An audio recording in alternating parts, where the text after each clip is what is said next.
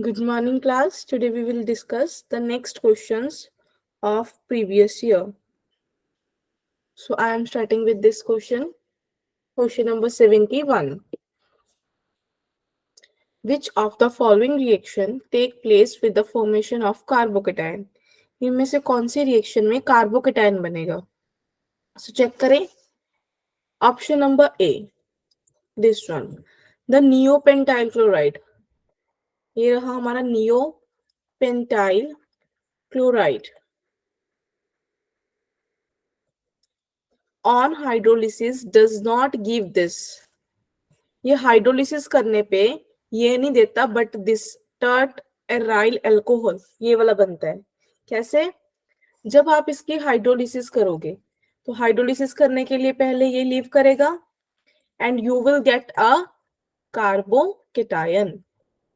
और जो कार्बोकेटायन बन के आए ये कैसा है? 1 degree carbocation and it can undergo rearrangement. So rearrangement होने पे 1,2 methyl shift, you will get this type of structure, CH2 Me positive. Further, when water attack on this during hydrolysis, it will attack at carbon positive and you will get the desired product.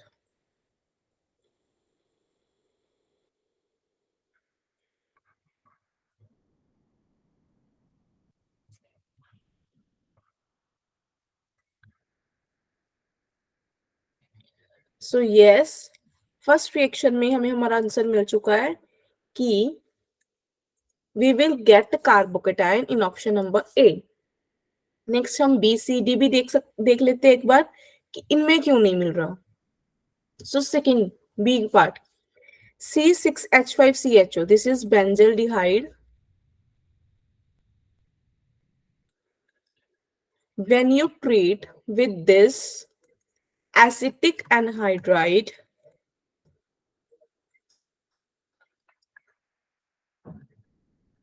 you are getting cyanamic acid.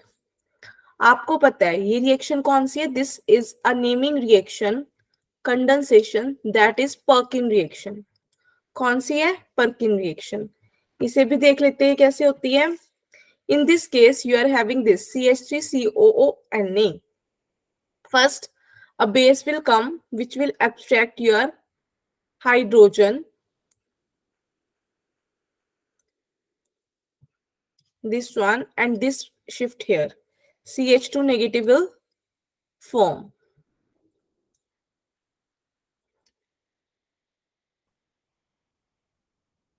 This CH2 negative now attack on this carbonyl carbon to give you the condensation product and you will get these type of.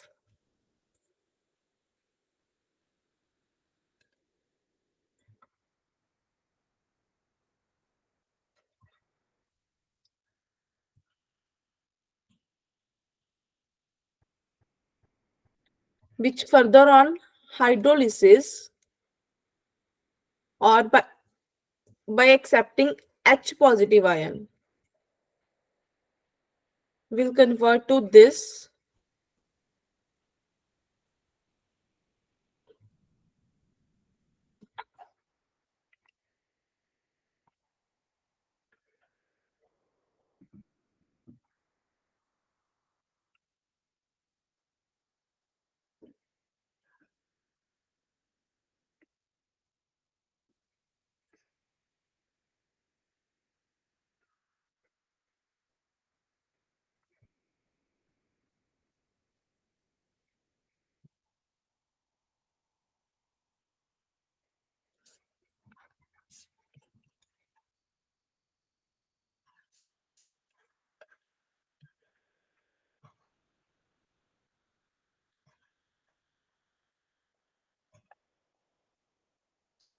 on hydrolysis. First will give you this OH, this one breaks.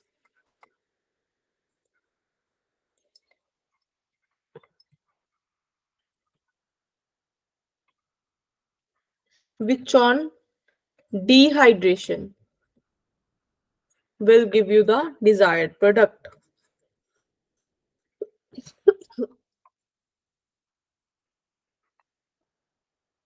सो आपको दिख रहा है B reaction में कहीं भी carbocation नहीं form हुआ.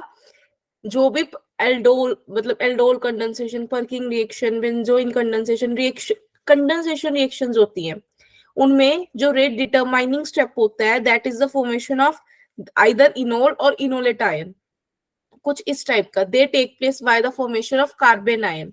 तो नो, इस रिएक्शन में आपका कार्बोकेटायन नहीं बनेगा. Similarly the next example, you have ester and alcohol. When you treat this, you are getting this type of product. So this is again a reaction which involves the कार्बेनाइन intermediate. दिख रहा है बिल्कुल same reaction है. इसमें भी क्या है, you are having this ना.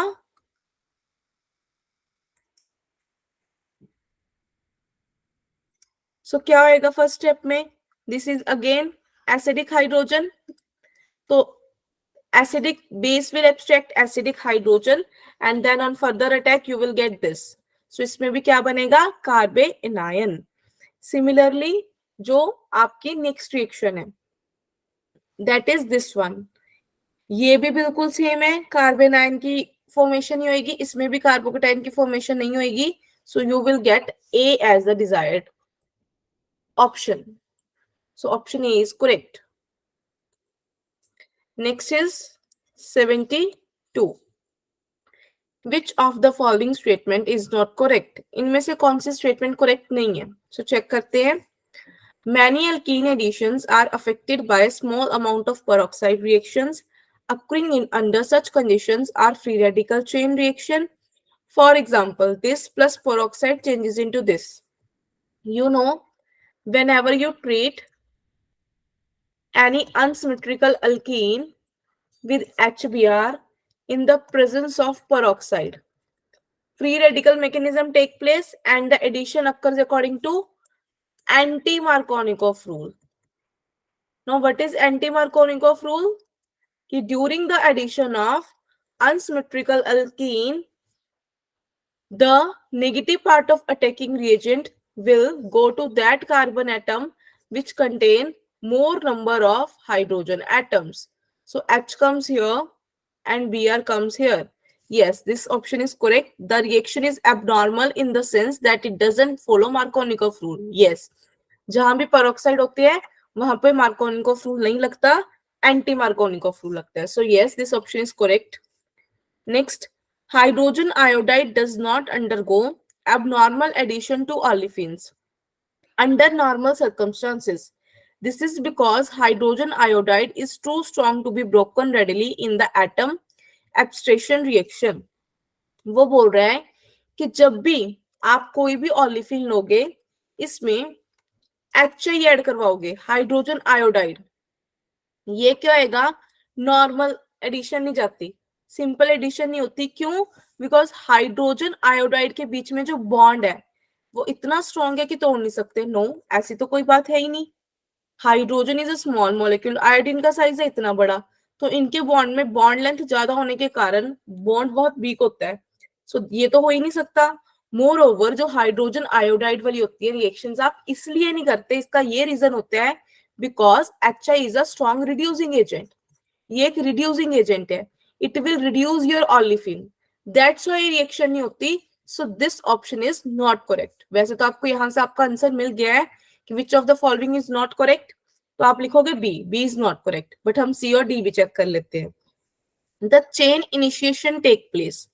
अब इन्होंने एक चेन इनिशिएशन मैकेनिज्म लिखा है, C6H5CO. चेन इनिशिएशन स्टेप में क्या होता है, सबसे पहले इस पेरोक्साइड के बीच का बॉन्ड टूटेगा and you are getting radical. Yes, then further this C6H5CO2 will like this will abstract H radical from this one and you are getting this C6H5COH and Br radical.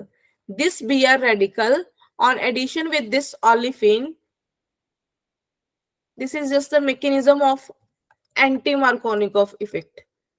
Now Br will attack on this carbon also और this carbon also.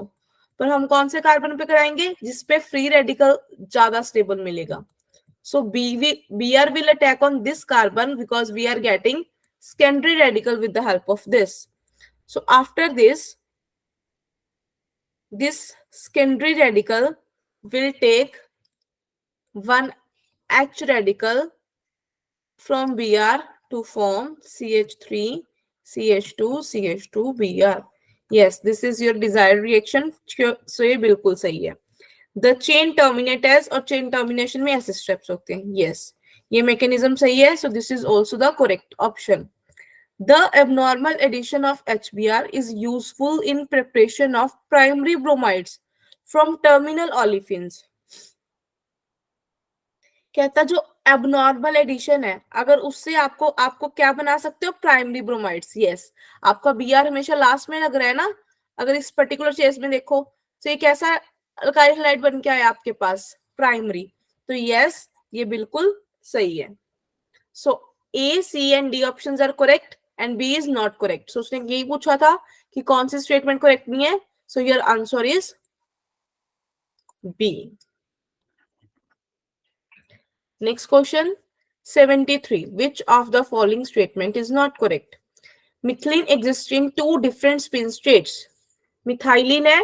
Methylene क्या होता है? Carbene. Carbene two types का होता है. One is singlet carbene.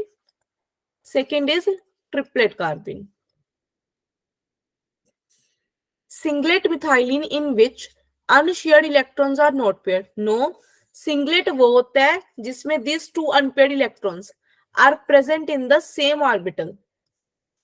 और triplet वो होता है जिसमें these two unpaired electrons are present in different orbitals.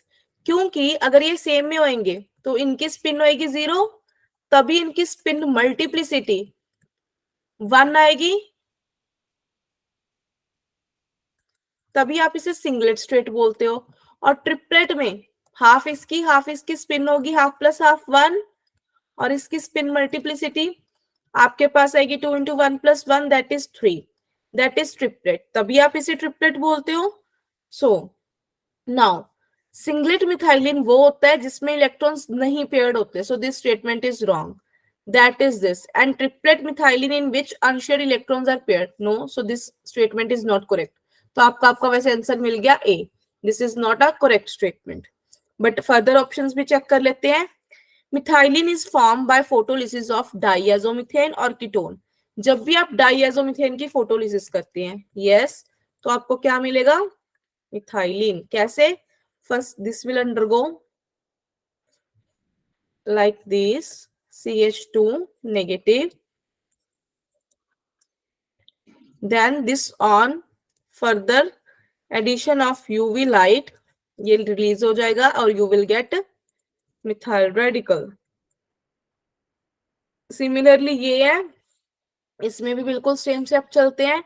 First step में this lone pair shift this shift here like CH2 negative C triple bond O positive. Then next step में आपका ये वाला बॉन्ड टूटेगा और you will get this one. सही है बिल्कुल. The starting material diazomethane and ketene and the products N2 and CO are isoelectronic pairs.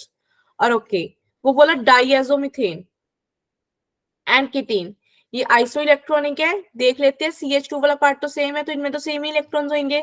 अब बचा N positive N negative. Nitrogen के पास कितने इलेक्ट्रॉन्स होते हैं 7. तो N पॉजिटिव के पास कितने होंगे 6.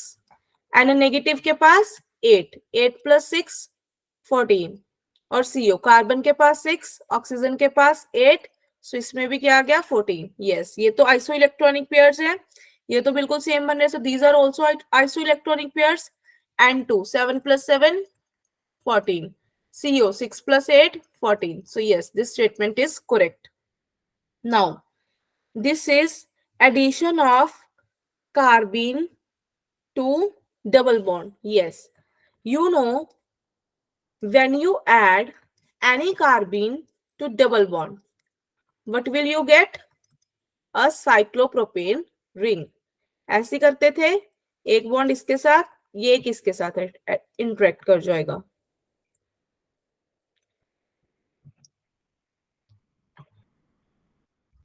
Yes, so this option is correct. Addition to carbon carbon double bond forms a ring. Yes, this is called cycloaddition. क्योंकि एडिशन हो रही है और एक रिंग फॉर्म हो रही है, इसलिए हम इसे क्या बोलते हैं? Cycloaddition. Photolysis of diazomethane in liquid cis-2-butene give only cis-1,2-dimethyl cyclopropane, whereas in liquid trans-2-butene it forms trans-1,2-dimethyl cyclopropane. Addition is stereospecific. वो बोला अगर आप सिस एल्कीन लेते हो तो जो प्रोडक्ट बन के आएगा वो भी सिस आएगा, और जब ट्रांस एल्कीन लोगे तो प्रोडक्ट भी ट्रांस आएगा. और इस टाइप के रिएक्शंस जिनकी स्टीरियो फिक्स होती है, स्पेसिफिक होती है, इसको आप क्या बोलते हो? Stereospecific reaction. तो ये एडिशन भी स्टीरियो स्पेसिफिक हुई, तो this option is correct. Very good, सही है बिल्कुल. Next D, triplet methylene undergoes non stereospecific addition. Triplet methylene क्या होता है? वो नॉन स्टीरियो स्पेसिफिक शो करता है. यस, ट्रिप्लेट मिथाइलिन की रिएक्शन स्टीरियो सिलेक्टिव होती है. कौन सी होती है? Stereoselective. So this option is also correct. It adds by a free radical two step mechanism. इसमें दो स्टेप मैकेनिज्म चलता है.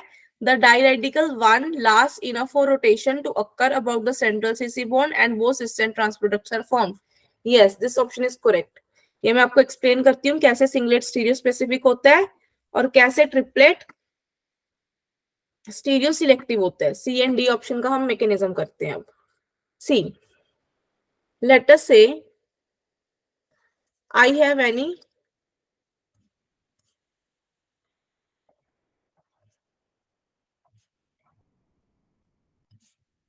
singlet methane. This I have singlet carbene. तो अगर सिंगलेट है तो ये कैसे होएगा? ये कैसे होएगा? और इस वाले बॉन्ड को भी मैं अप स्पिन, एक बॉन्ड में दो इलेक्ट्रॉन्स होते हैं, लो स्पिन, ऐसे रिप्रेजेंट करती हूँ.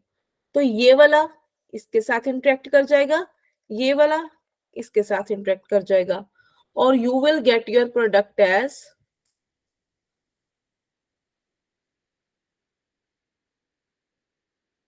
Like this. तो क्या ये भी आपके पास सिस था और ये भी सिस प्रोडक्ट बना? यस. ऐसे अगर आप ट्रांस लोगे ट्रांस प्रोडक्ट बन जाएगा. So this reaction is stereo specific. ये करते हैं जस्टिफाई सी ऑप्शन को. ना अगर मैं डी की देखूं, ट्रिपलेट में क्या होता है? Let us say I am taking again the example of cis alkene and you are having a triplet bond. Now ये तो ऑपोजिट स्पिन की है, ये तो इंटरेक्ट कर जाएंगी, पर इन दोनों की तो सेम है. इसमें फर्स्ट क्या होएगा? ये बॉन्ड जब ब्रेक होएगा और ये वाला रेडिकल एडिशन होती है.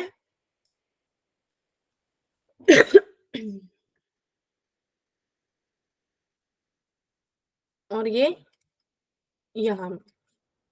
नाउ अगर अब आप इन दोनों को ऐड करना है तो ऐड करने के लिए you have to do spin inversion.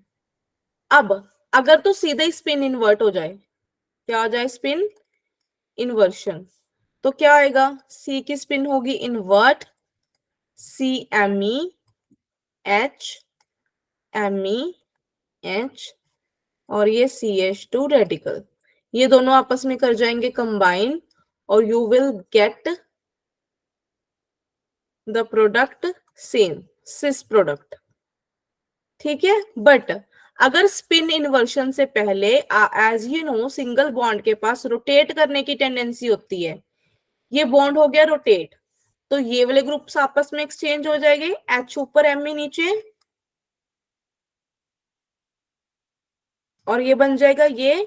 After bond rotation फिर स्पिन इन्वर्शन होती है. फिर क्या आएगी? Spin inversion.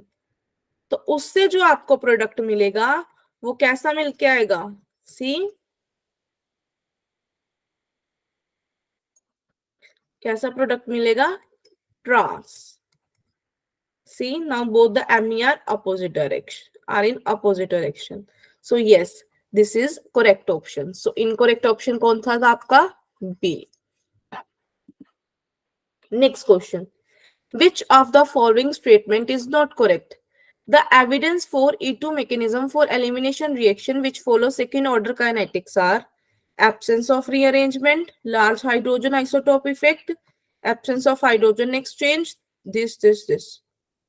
E2 mechanism. E2 mechanism को आप या फिर E2 एलिमिनेशन को आप बिट्टा एलिमिनेशन रिएक्शंस भी बोलते हैं and these are one step reactions. कैसी होती हैं ये? One step reaction. क्या मैकेनिज्म होता है? When you are having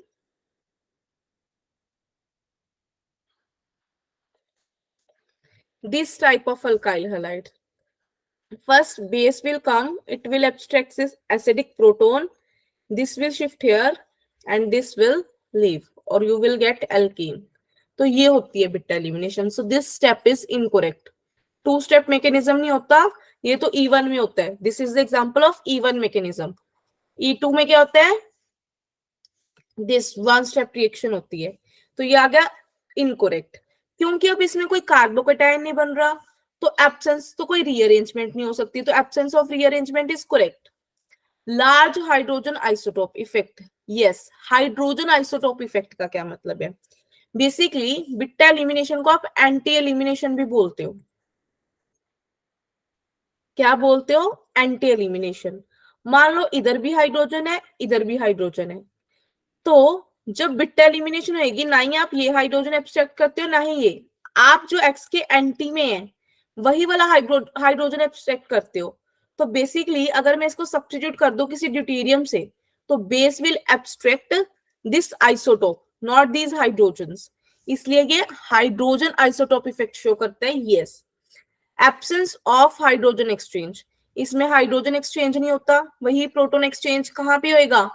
E1 elimination पे. इसमें कुछ नहीं होता, सो ये भी सही है. सो नोट करेक्ट कौन सी है? डी. ये मैकेनिज्म नहीं है इसका. Next question. Which of the following compound doesn't give an iodoform test? इनमें से आइडोफॉर्म टेस्ट कौन नहीं देगा? सबसे पहले आइडोफॉर्म टेस्ट होता क्या है? आइडोफॉर्म टेस्ट कौन कंपाउंड देते हैं? द कंपाउंड जिनके पास CH3C डबल बॉन्ड हो, इसे मैं बोलूंगी मिथाइल कीटो ग्रुप, या फिर इस टाइप के अल्कोहल्स, इस टाइप के अल्कोहल्स, ये दोनों वाले कंपाउंड्स क्या शो करते हैं? Iodoform test. बेसिकली जब ऐसे किसी भी कंपाउंड को, लाइक ये रहा, you treat with a mixture of sodium hydroxide and iodine, तो क्या हो जाता है? इस पोर्शन की oxidation, this is a oxidizing agent, ये बन जाएगा एसिड, और इस वाले पोर्शन का क्या बन जाता है? आइडोफॉर्म.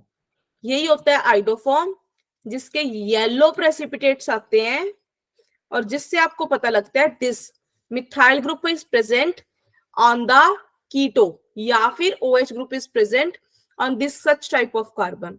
इसी को आप बोलते हो आइडोफॉर्म टेस्ट. हम चेक कर लेते हैं. फर्स्ट रहा ये, टर्मिनल कार्बन पे सिर्फ OH लगा हुआ है, so this will not give iodoform test. देख के पता लग रहा है, this will not give iodoform test. ये देख लेते हैं. सी के पास एक CH3 है, yes this will give iodoform test.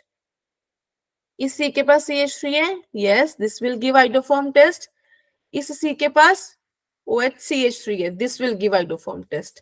इस कार्बन के पास कोई दोनों H थे और इधर CH2C6H5 ये वाला ग्रुप था, कोई मिथाइल ग्रुप नहीं था, तो this will not give you iodoform test. Next, molecules that are not superimposable on their mirror images are chiral and can exist as enantiomers. Which of the following statement is not correct? So हमें check करना है इनमें से कौन C correct नहीं है. A molecule and its mirror image are superimposable. This means that if image is brought from behind the mirror where it seems to be, it could be made to coincide all its parts with the molecule. The non-superimposability of mirror image gives their optical activity. Yes, सही है. कहते हैं molecule है. Let us say we have a molecule, this one.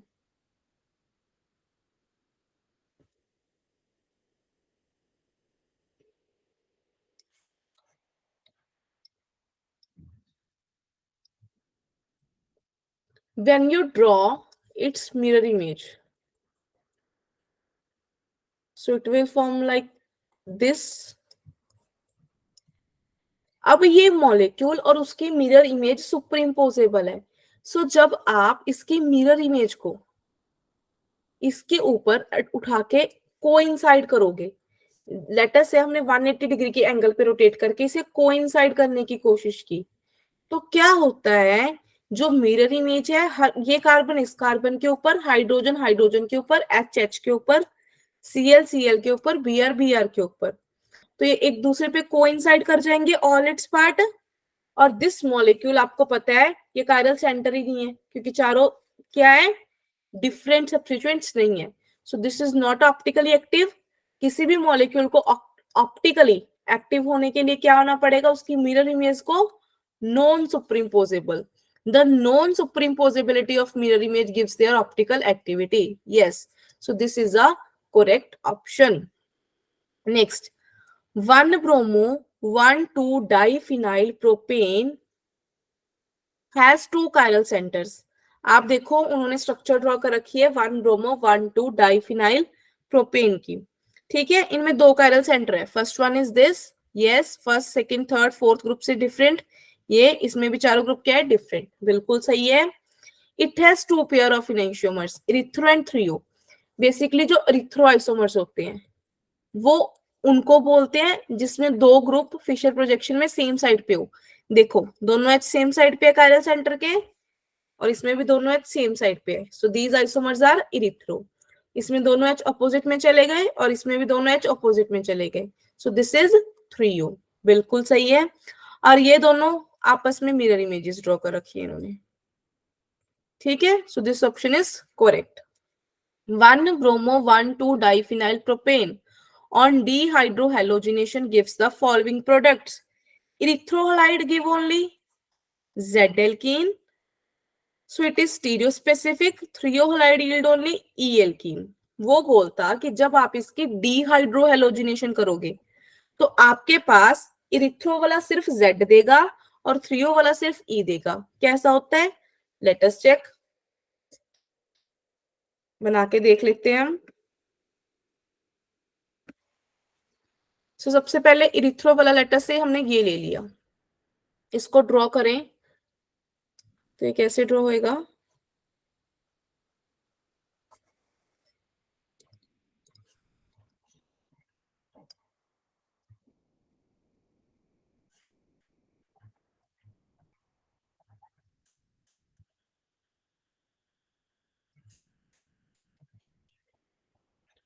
सो ये इस तरीके से draw कर सकते हो.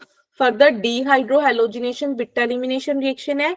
इसके लिए आपका एच और बी आर क्या होना चाहिए, अपोजिट साइड में, और क्या होना चाहिए, एंटी पेरिप्लेनर, प्लेन में होनी चाहिए. तो इसकी मैं रोटेशन करवा देती हूँ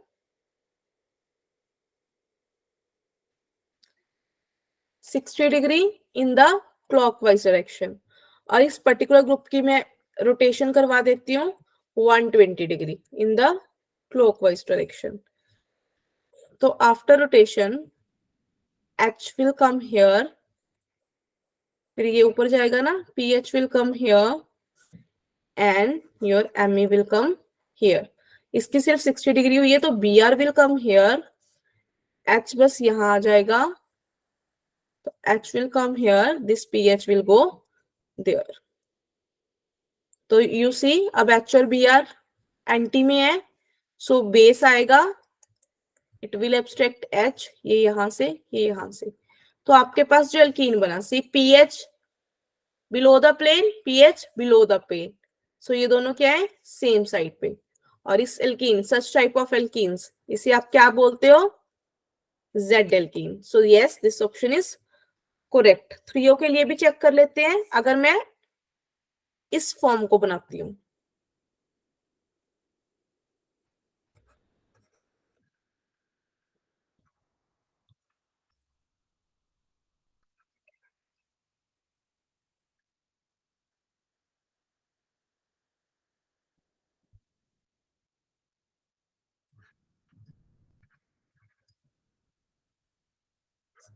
तो इसके लिए भी अगर मुझे डिहाइड्रोहेलोजिनेशन करवानी है, पहले रोटेशन, इसको मैं अगेन 60 डिग्री दे देती हूँ, इसको मैं इधर 120 डिग्री दे देती हूँ, एंटी क्लॉकवाइज और इसे क्लॉकवाइज। तो ये कुछ कैसा बन के आएगा इस तरीके से, H नीचे Br ऊपर, इसका ये रहा H, ये रहा PH, और इसमें अगर H नीचे आ गया, PH इधर, ये इधर जाएगा और Me इधर। तो when you remove, take a base will abstract this, this. Now see pH, one is above the plane, one is below the plane. So you are getting an E-alkene, trans वाला product बन के आया आपके पास. So this is a, sorry यहाँ पे methyl था, E-alkene. So यानी कि this option is absolutely correct. To describe the kind of stereospecificity that may be seen in elimination reaction, the concept of syn and anti-elimination is used. Yes, सिन और anti elimination use किया जाता है. E1 elimination सिन होती है और E2 elimination anti. They indicate the eliminated groups are lost from the same phase. Syn का मतलब क्या है, वो सेम फेज से लॉस करेंगे और अपोजिट फेज से. नो. एंटी में सेम फेज से, नो. एंटी का मतलब होता है opposite phase. So this option is incorrect. और सिन का मतलब होता है अपोजिट फेज, नो. सिन का मतलब होता है सेम फेज. जैसे उन्होंने क्या किया, ये एंटी एलिमिनेशन दिखाई है, सेम फेज से करवा दिया, सो दिस इज रॉन्ग. और ये सिन ने एलिमिनेशन दिखाई है, इसमें अपोजिट करवा दिया, so this is wrong. So D option is your incorrect. So यही पूछा था, which of the following statement is not correct. So option number D is the right answer.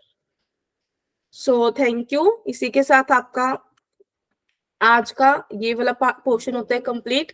Next we will meet with some new questions.